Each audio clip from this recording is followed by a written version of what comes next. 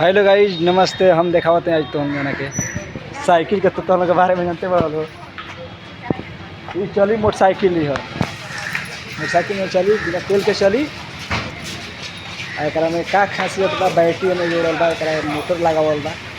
ये सब के हम दिखावत हैं।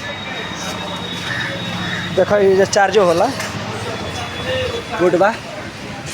एकरा बैटरी चार्ज कर दिया आराम से चलत रही। ठीक बा। हर एक चीज़ का सिस्टम बना दिले बने बेचारी।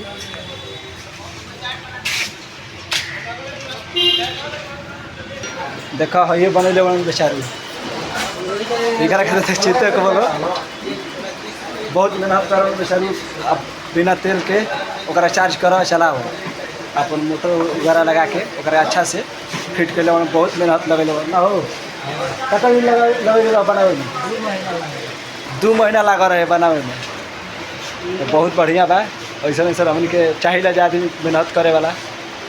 सही देखावा तो मार्केट में बना के अभी बेचारी लागले बना कुछ काम करता है।